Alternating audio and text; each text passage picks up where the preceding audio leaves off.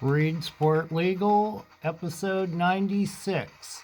This is on contractualism and why everyone should honor their contracts.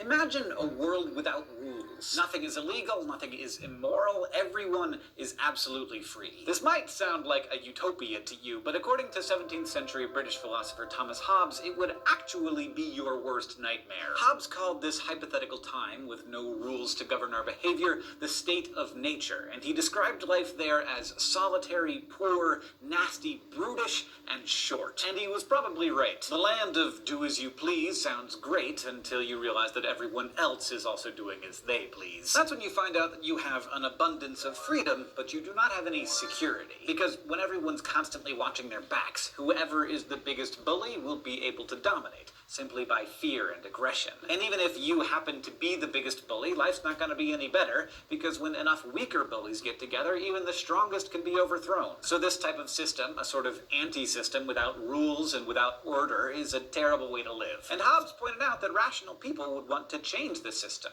They'd trade in some of their natural freedoms in exchange for the security offered by civil society. The key to saving the world from chaos, he said, was a contract.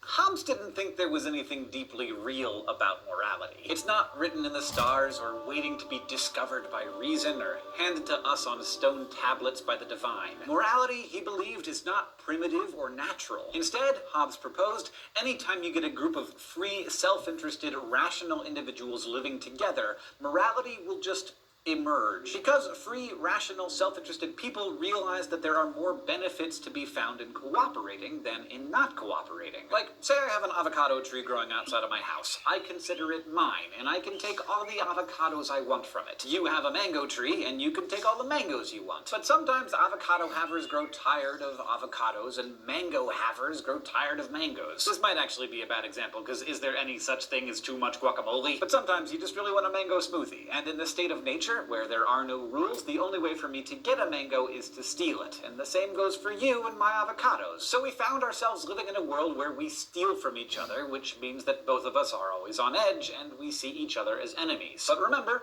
we're rational, so we find a better way. We make an agreement. We promise not to steal from each other, and we promise to trade avocados for mangoes. Now we have more security and a more interesting diet. What we have created is a contract, a shared agreement, and suddenly morality is born. This view, espoused by Hobbes and followed by many today, is known as Contractarianism. Contractarians say that right acts are those that do not violate the free, rational agreements that we've made. And we make these agreements because we think they'll make our lives better. So basically, we trade in some freedom for the benefits that come out of cooperative living. Avocado for mango contracts are pretty straightforward. We both want something, and we make an explicit contract that we both believe will result in us being better off. But some contracts aren't so obvious. We're also bound up in a lot of implicit contracts, ones that we've never actually agreed to, but sort of find ourselves in. For instance, natural-born citizens of the United States never agreed to follow the law of the land. Immigrants who become citizens do. They have to engage in an explicit contract as part of the citizenship process. But for the rest of us, we are expected to follow all sorts of rules that we never agreed to follow. Now, if you try to explain to the cop who pulled you over that you never agreed to the speed limit, so you're not bound to follow it,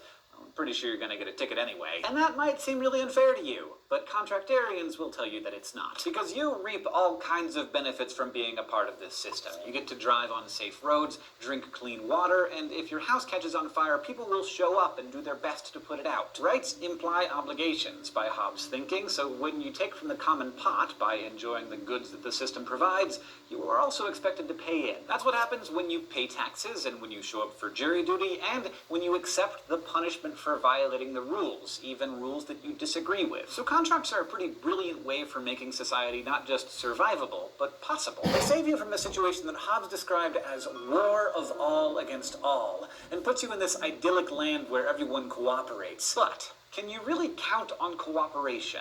To explore that question, let's head over to the thought bubble for some flash philosophy. In the 1950s, Canadian mathematician Albert W. Tucker formalized an idea that had originally been posed by American game theorists Merrill Flood and Melvin Drescher. Since then, many versions of this dilemma have been presented, but Tucker's scenario goes like this. You and your partner in crime are both arrested and put in separate rooms for interrogation. The prosecution doesn't have enough evidence to convict you for your main offense. The best they can hope for is to give you each a year in prison on a lesser charge. So the prosecution offers you each a deal. If you rat out your partner, they'll let you go free. But now you and your partner face a dilemma. If you both remain silent, you know you won't get any more than a year in prison. But if you're enticed by the thought of doing no time at all you have to do is squeal and you'll go free while your partner does 3 years. The problem is, enticed as you are by the offer, you know that your partner is thinking the same thing. And if you each give up the other, then the prosecution will have enough evidence to send you both away for 2 years. So now you think, no, it's better to stay silent. That way you'll only get the 1 year, as long as you can count on your partner to reason the same way. But what if he doesn't? What if you stay quiet and your partner's the rat? Well, that means you're doing 3 long years while he gets away scot-free. Facing that unpleasant prospect, if you're both rational agents, you'll be drawn to the conclusion that looking out for yourself is the best option, because it carries with it the prospect of either 0 or 2 years, rather than the 1 or 3 years that you might get if you stay silent. Thanks, Thought Bubble. The prisoner's dilemma shows us some interesting wrinkles in contractarianism. Even though it was